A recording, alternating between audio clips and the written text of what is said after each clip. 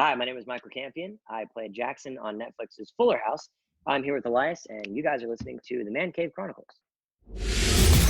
Welcome to another episode of the Man Cave Chronicles. Welcome to the party, pal! You're my boy, Blue! Yo, Adrian!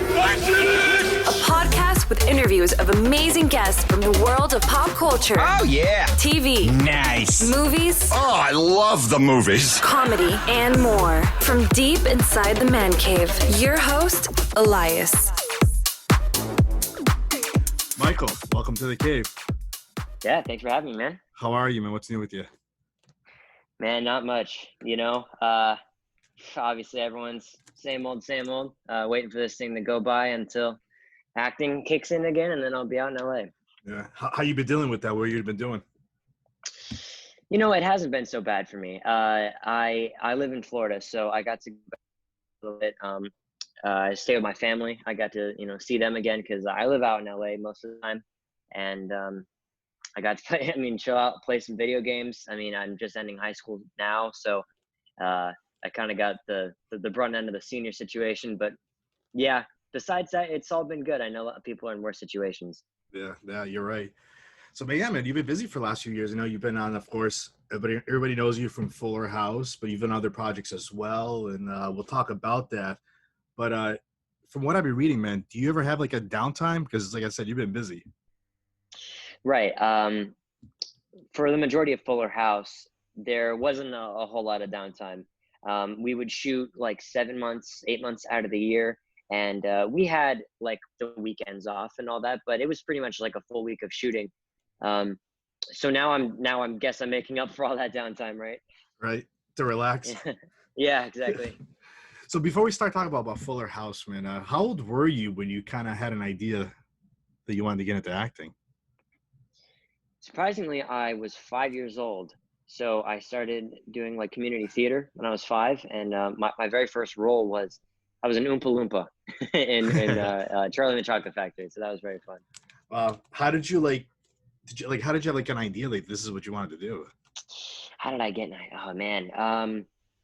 Well, I'll tell you a fun story. So I was 3 years old, and my mom put me just to see. She knew I was already a pretty extroverted kid because I went out and I talked to people. I'd just go up, I'd start cracking jokes and like, who is this kid?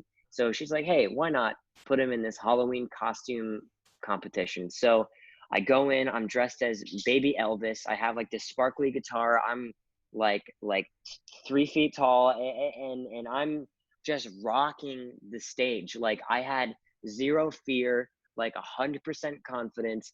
And, some of the other kids in my age group, like were kind of going up there. They were shy. Some of them started crying. Some of them had to go up with their parents. I didn't even want my mom up there, according to her. And I went up to the judges, just was talking to them. I went back and I won the entire thing. And my mom was like, okay. So it's really funny. I still have like the big trophy in my room. So after that, my mom was like, hey, let's see if he likes theater. And that's where my love really, it started at a super early age. And I've always been naturally pretty extroverted, so hasn't been too much of a problem for me. Well, I got to know, did you tell John Stamos the story about Elvis? You know what? I haven't. I have never told him that story. I totally should. Yeah, next time I see him, I'll bring it up. So that's funny. So when you got older and you started getting into acting, like when you told your family, this is what I want to do for like the rest of my life, like what was their reaction to this? It wasn't really an all at once thing. I think it kind of happened gradually. So, after I started doing a bit of community theater, they saw that really took off. So I just took the next logical step. Like I started doing like film and TV. I got an agent. I did modeling. I did some commercials. And then from there, I took even more film and TV acting classes. And then I got my very first feature film at 9 years old. So honestly, I never said, hey, I want to be a celebrity or I want to be famous. I just said, I really like acting. And things, fortunately and very lucky for me, sort of fell into my lap just because I loved it so much. I think that some people have the wrong idea. Like they force into it because they want to achieve a certain thing. They don't go into it for acting. So that's honestly all I did. And it got me in the place where I am now. And then shortly after, I mean, I was 12 when I got Fuller House. So you can imagine that, I did one feature film, I did another feature film the same year with lots of acting stuff in between. So there really wasn't a moment where I wasn't acting in some way, Yeah. shape, or form. I think that this is the longest time I've been without any sort of acting at all. You know Wow. what I'm saying? Yeah, Yeah. yeah. That's awesome. Like, like the way you see things, like it's more about like you just enjoy doing this so much. Like you don't care. Like you make it sound like you don't even care about becoming a huge celebrity. You just want to keep working and keep having fun and enjoy it. Right. Yeah, That, exactly. I that, think that I love my craft, and anyone who is in it for another thing is not going to make it, in my opinion. so you mentioned you did a few commercials. What were them? And do you have like a favorite one that sticks out the most? I have a favorite one. Yeah, I do. I do have a favorite one. Actually, I've done several commercials, most of them here in um, Florida. I'm actually in Florida right now at this little beach condo I have. But my favorite commercial. So I'll tell you this story. I this is so funny. I was going in for this Publix commercial. Publix is like this grocery store that we have here in Yeah. Florida. Oh, you know what Publix is? Yeah. Yeah. Okay, great. Yeah, just for people who maybe didn't know. So I'm up for this like grocery store audition, and I go into this. It's typical. Like you have a few, maybe like 20 kids in the thing. They call them in one by one, and that was the very first audition. Then they called me in for a callback because I guess they liked what I did, and this was like the final decision. So I had to go in there and sort of prove myself. So I go in and I'm with like three other people who were supposed to be casting for a family. So I had me, my dad, and my mom, and my other like brother or something like that. And we all had these plates that had Cheez-Its on them because we were supposed to be eating, and that was like our fake eating. And they had little letters on them. And me just being like the like 9-year-old kid that I was, I spelled the word fart with these with these and the director, or like I don't know who it was, but they saw that and I thought it was so funny that they cast me. And now my best friend Louis Tomio, we got this commercial together. He played my brother on the show, and he's actually here with me today. He's here staying in the beach condo, and we've been best friends ever since that commercial. It Oh, was that's the awesome. funniest thing. It was like a monumental commercial. I wish I could I wish I could just insert a little bit of video so you guys could see it, because it was just literally so brief but so important in my career. I thought that was great. I'm sure you could probably try to get a hold of that tape somewhere. Yeah, I really want it. I think I have it on a flash drive somewhere. That's awesome. So, man, I mentioned earlier, Netflix. You just recently started on Netflix Fuller House, which just wrapped up for the final season a few weeks ago. Man, how do you feel about the show ending? That's oh man. Bittersweet, I think, is the word I've been using, because as much as I hate to see it go, I think that we wrapped it up very nicely, and I love everyone. I love the whole cast. They're like a second family to me. But now I feel like it's time to, branch out a little bit and do my own more serious acting. I think that Fuller House has only shown a little bit of my range, because I like doing, dramatic type roles. I like doing uh, the next project I want is a dramatic feature film.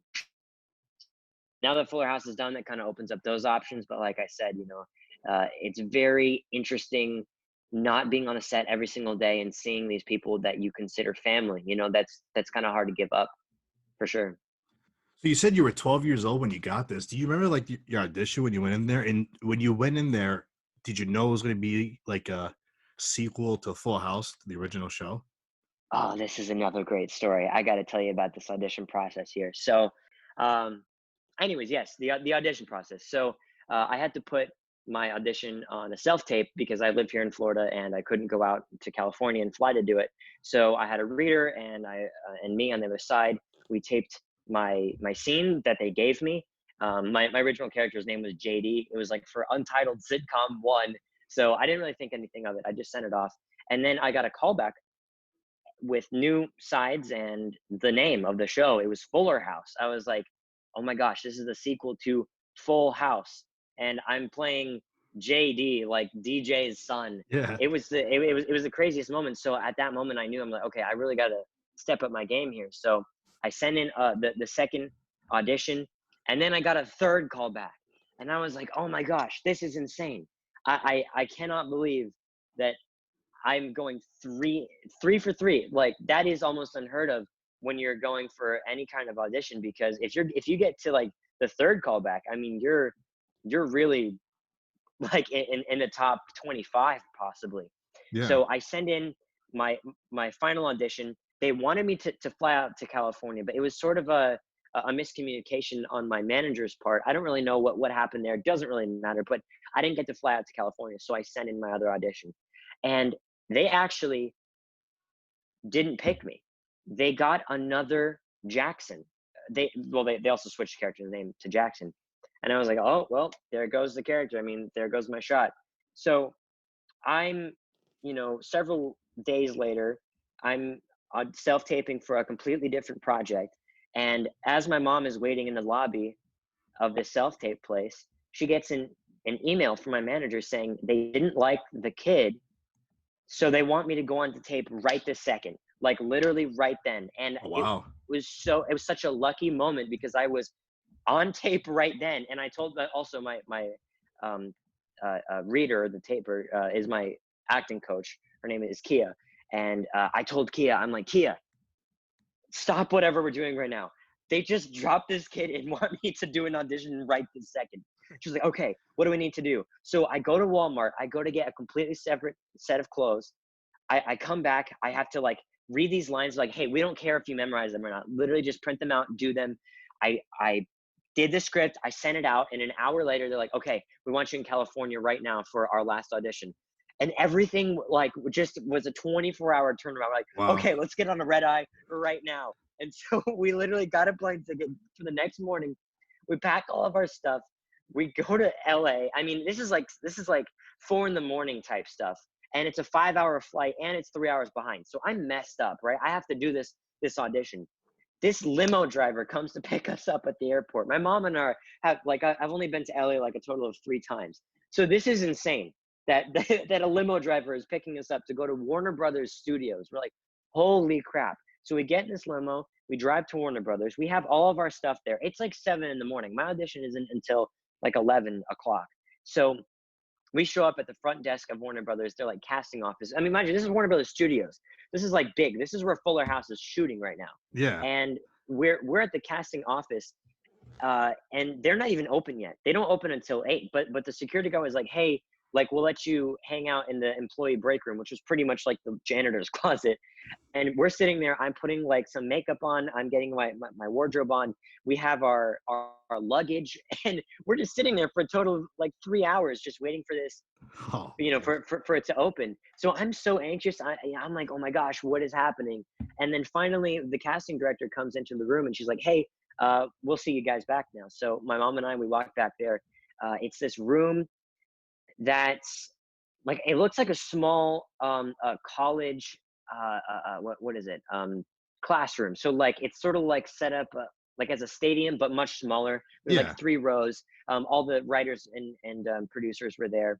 They bring me down to this really fancy setup, and I do my lines. And I go back. There was another kid there. There was just one other kid. They saw him. He went back into the room as well. And the casting director, she comes out and she says, hey, you can go back to the hotel, but Michael, we need to tell you your hotel information, which I found out later was a lie. They take me into the room and everyone's standing around in a circle. They have a camera pointed at me. And I'm like, what is going on right now? And they were filming my reaction to them telling me that I got the job right then and there on the spot.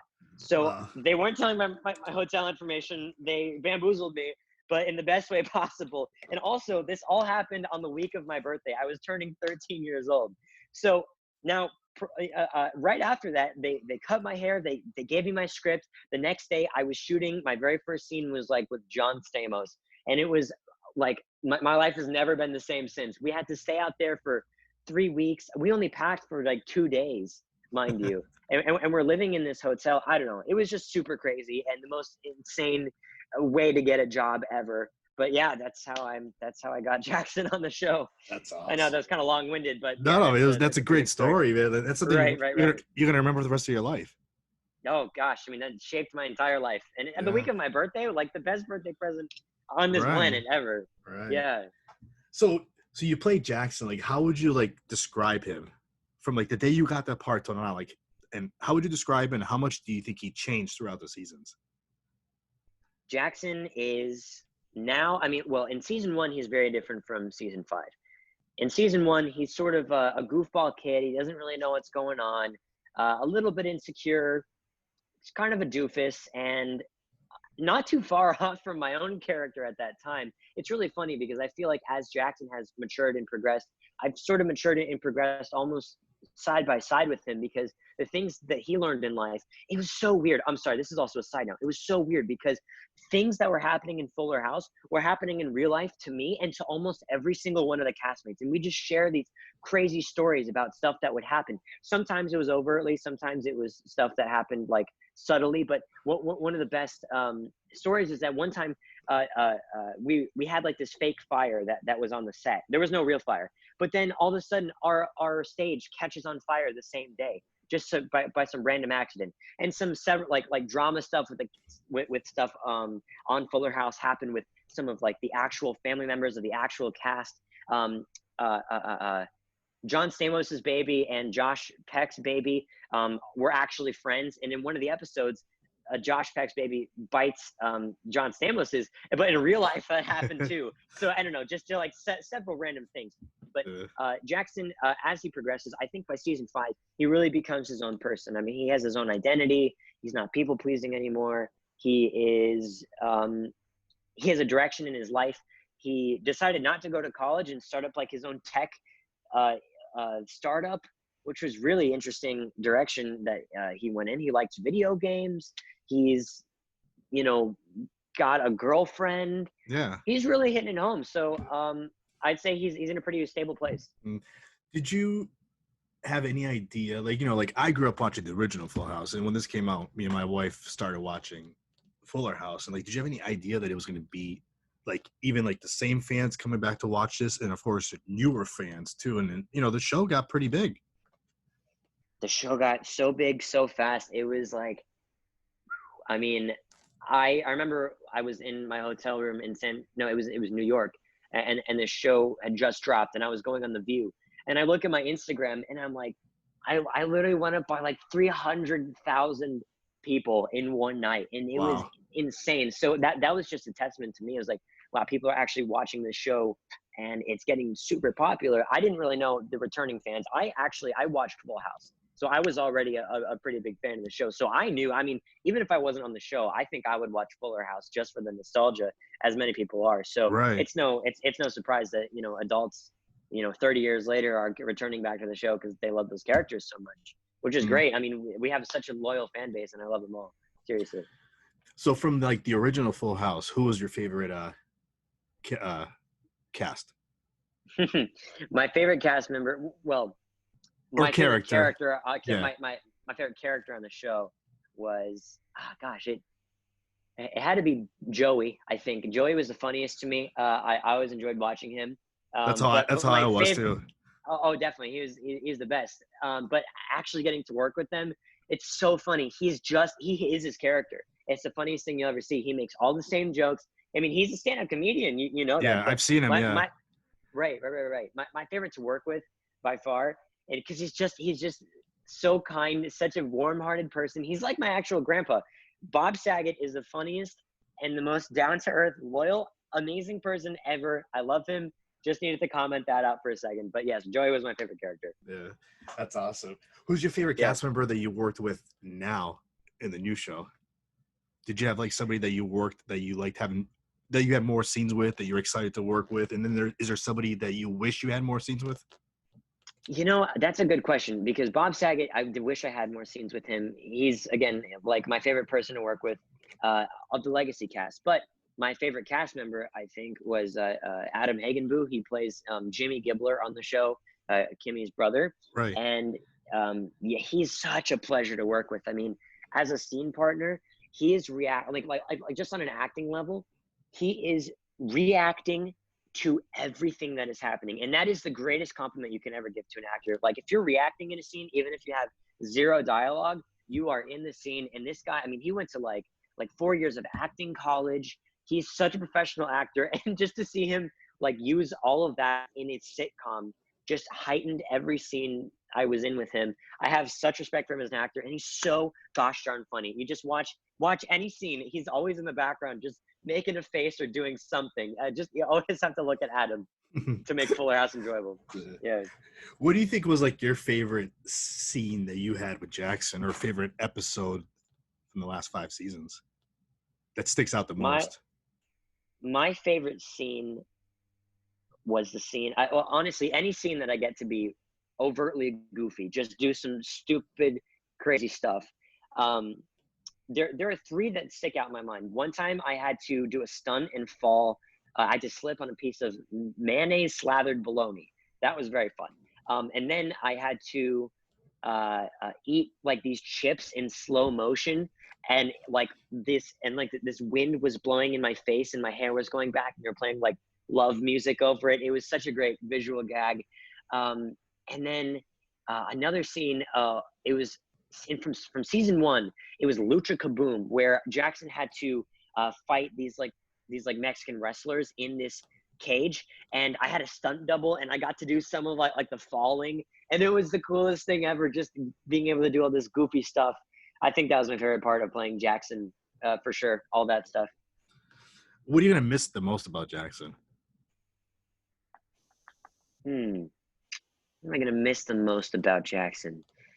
I've never really thought of that before. That's interesting. I think, like I said, I think all the goofy stuff that I got to do, because anytime I would do something goofy, I would ramp it up to 11, and then the writers would add even more, they would add goofier stuff for Jackson down the line, or they would add even more visual stuff to the gag that I was already doing.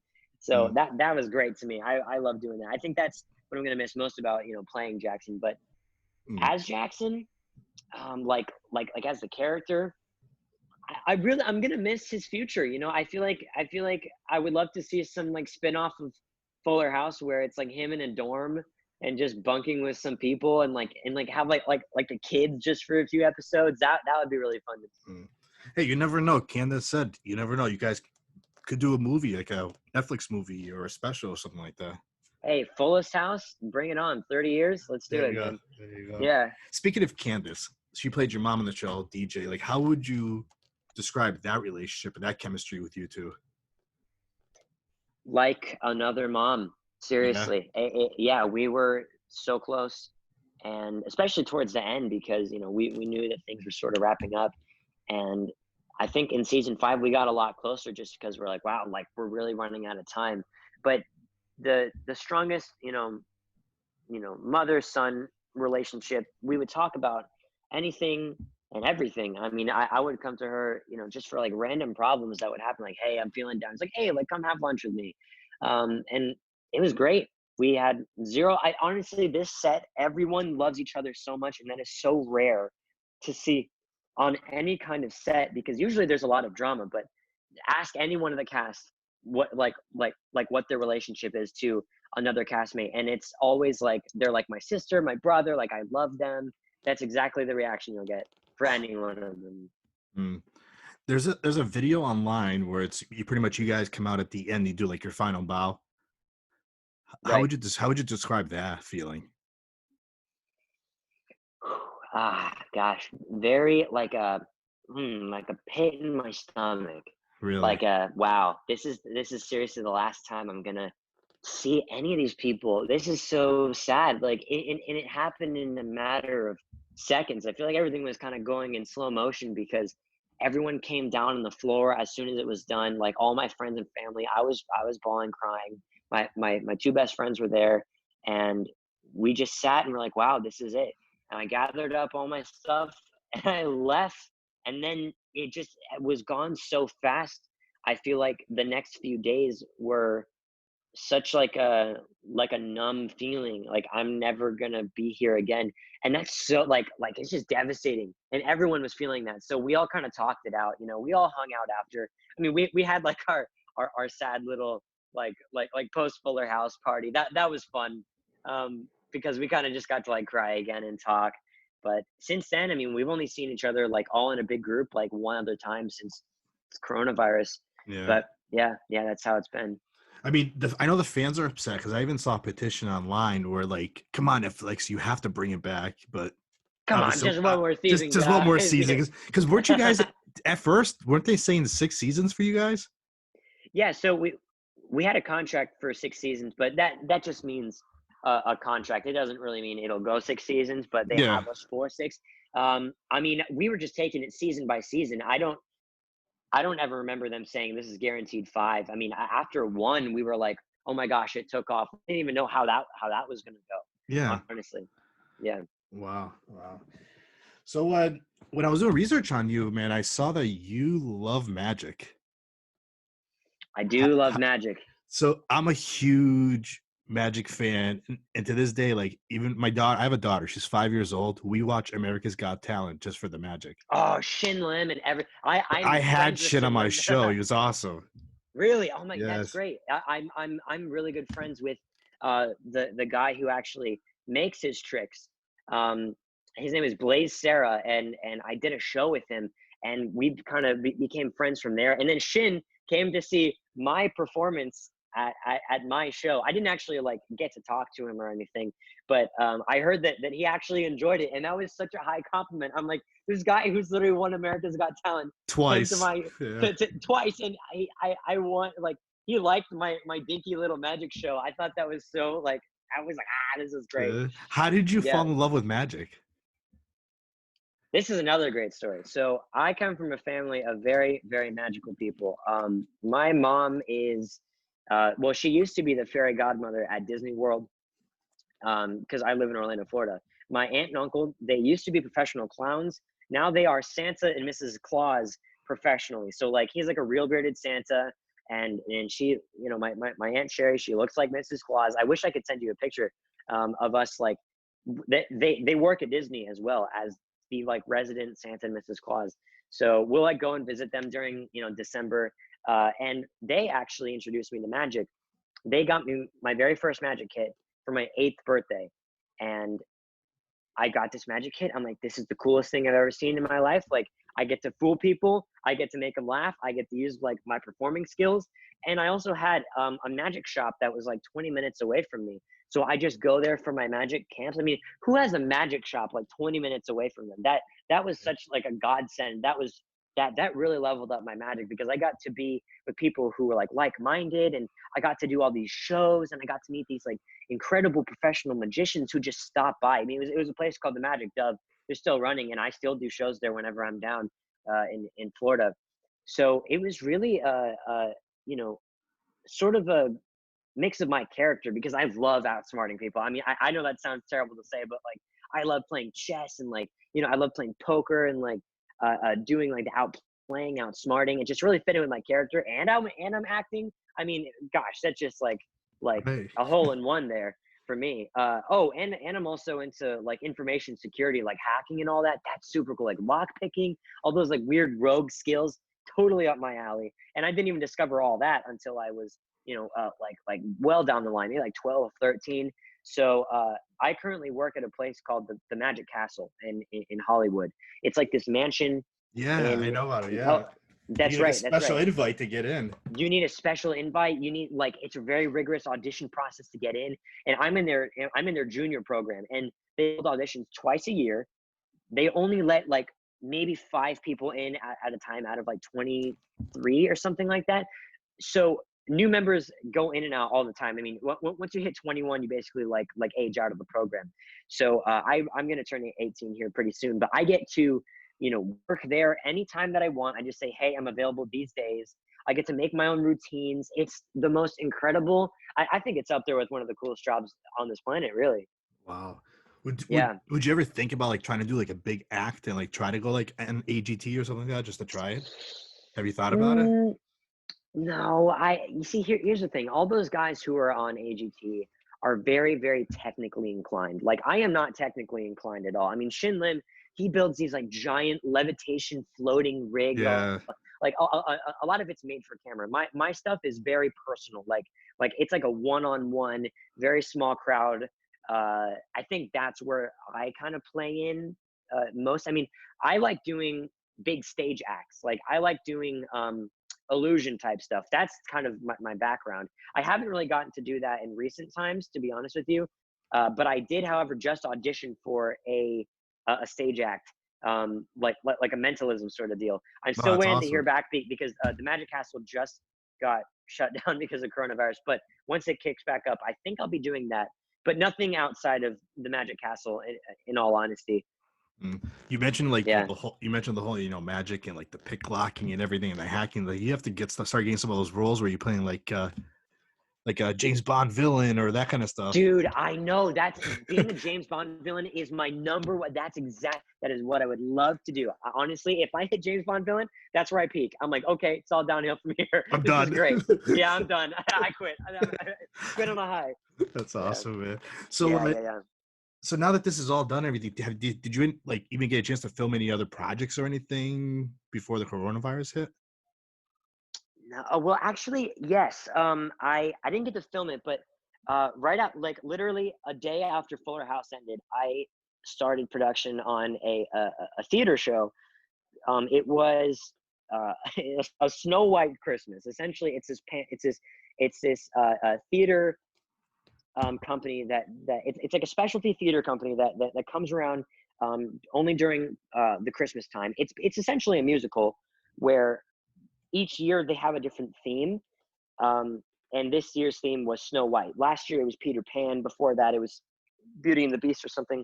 And I got to play the prince in Snow White. And we traveled to North Carolina doing this show. And apparently I didn't realize how big this was. Like apparently I learned that it's called a panto, and a panto is where the audience can like interact with the stage show. So like we'll like walk in and out of the audience, like we'll break the fourth wall. They'll like start screaming stuff at us. It's so much fun. I mean, think like the Rocky Horror Picture Show, but for kids. That's kind of what it was like, and it was great. So that was sort of a slow descent back into reality, because immediately after I had a project, but then it was January, nothing, February, nothing, March, coronavirus. So it was, now everything's shut down, and I'm just waiting for life to kick back into gear, I guess. Yeah, it's going to be a few more months, I think. I think so too, unfortunately. I mean, production's kind of started and then they kind of stopped, and I don't really know where it's at, but I'm going back out to LA in the beginning of August just to see, what's going on.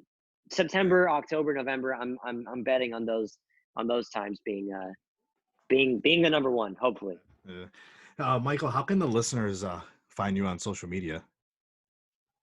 Well, I am active on two platforms mainly. It's Twitter, which is Michael Campion with 2 N's, and then Instagram is just Michael Campion. So you guys can find me there. Michael, this was fun. Thank you for coming on.